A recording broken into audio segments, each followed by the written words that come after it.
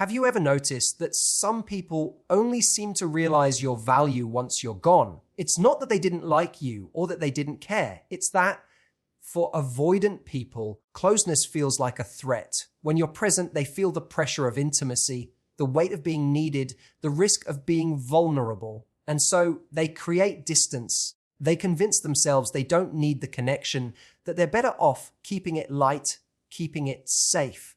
But here's the twist. The very thing they push away is the thing they end up craving once it's not there anymore. When you finally step back, when you stop chasing, when you live your life, they feel relief at first. But eventually reality sets in. The silence isn't peaceful anymore. It's empty. And in that emptiness, they finally realize safety without connection isn't safety at all. It's loneliness. So don't ever confuse someone's initial detachment with your lack of worth. Sometimes your absence is the only mirror that makes someone see what they truly lost. When someone has an avoidant attachment style, closeness doesn't register as comfort the way it might for others. Instead, it often triggers a sense of danger.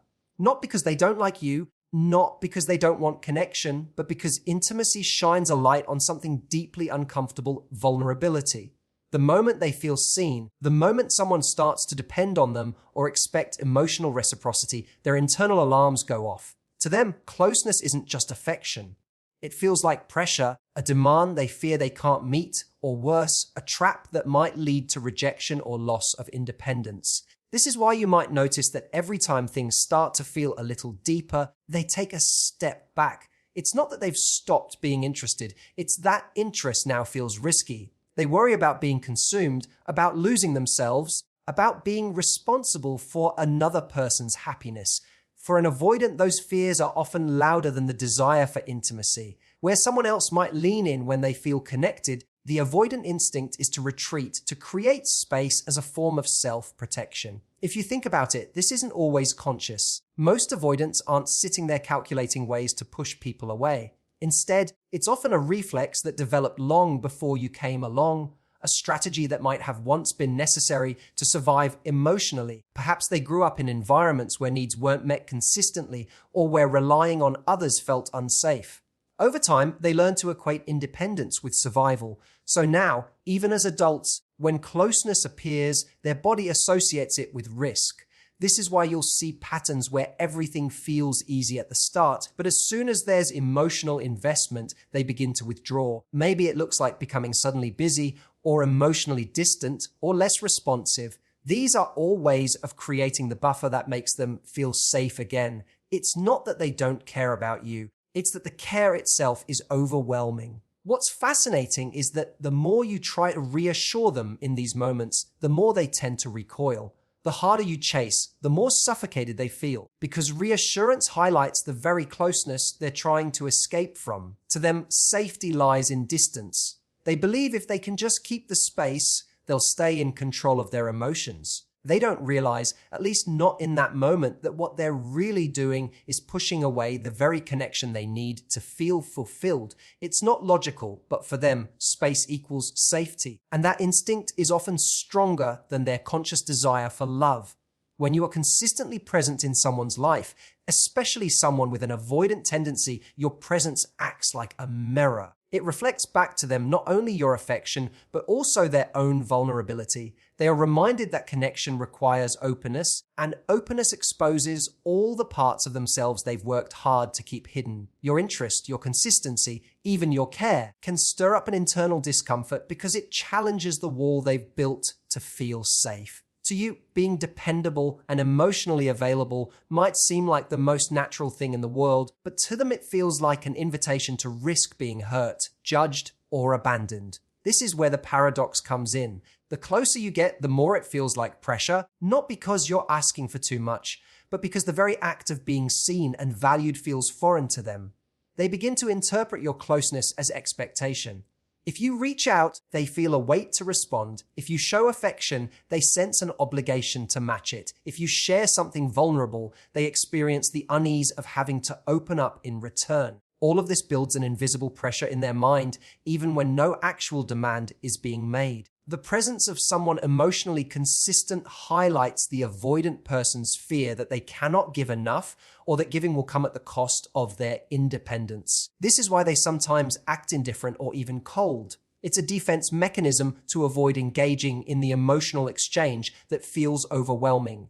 The more they sense that you are invested, the more they pull back, because investment means vulnerability, and vulnerability feels unsafe. It's not uncommon for them to create narratives to justify this distance. They might tell themselves they don't really want a relationship right now, or that they're better off alone, or that things are moving too fast. These stories give them permission to retreat from the very intimacy that threatens their sense of control.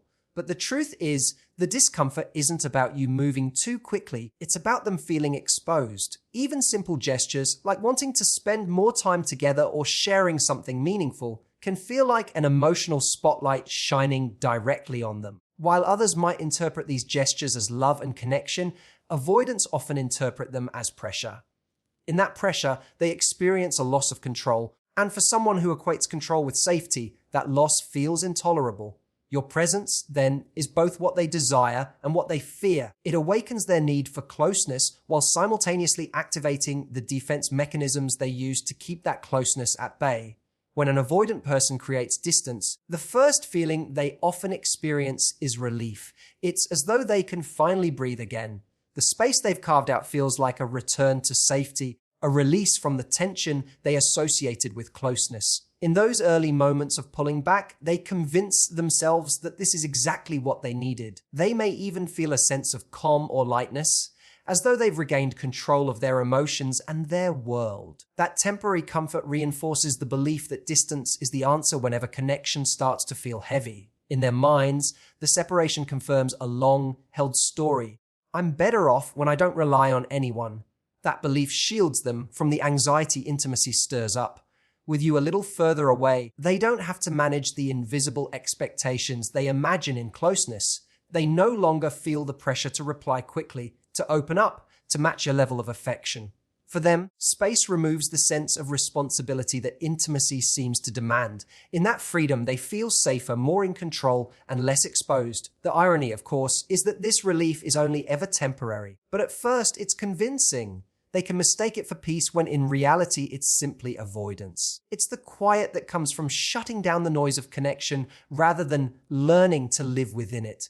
In these moments, they might even misinterpret their sense of relief as proof that the relationship wasn't right for them, or that their independence is more fulfilling than intimacy. They lean on the narrative that being alone makes them stronger, when what it's actually doing is insulating them from the discomfort of growth. Because this relief feels so soothing at first, it can become an addictive cycle. Every time intimacy feels too close, they retreat. Every time they retreat, the pressure seems to dissolve. That pattern teaches them to rely on space as a solution. Yet, what they fail to realize in those initial moments of calm is that distance does not address the deeper longing they carry for connection. It only delays it.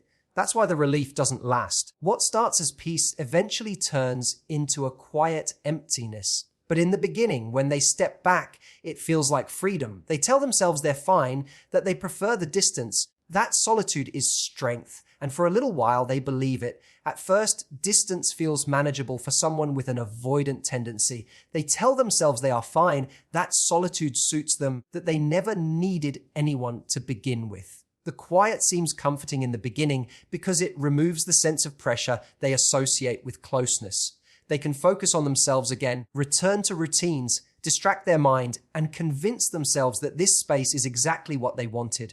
But over time, the initial comfort begins to shift. What once felt like freedom starts to resemble emptiness, and the absence of connection becomes harder to ignore. Reality doesn't hit all at once, it creeps in slowly. They notice the silence isn't calming anymore but heavy. The little moments of life, the ones that feel richer when shared with someone, start to feel flat. They might reach for their phone out of habit, only to realize there's no message waiting.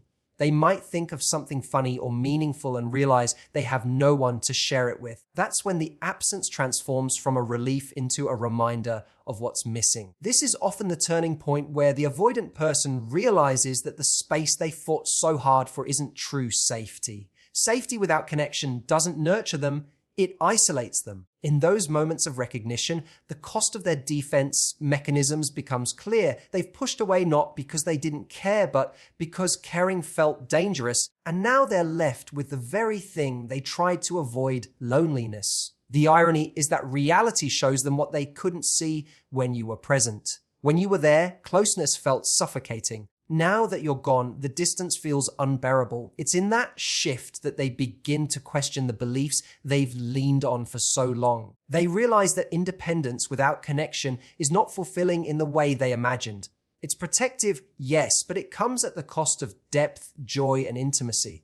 What they come to understand, often too late, is that distance may provide short-term relief, but it can't replace the richness of genuine connection. The silence becomes a mirror, showing them that the safety they thought they had built was only a temporary escape.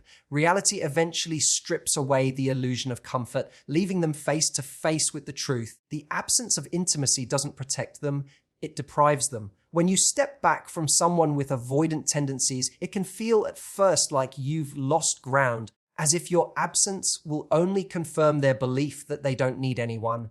But what often happens is quite the opposite.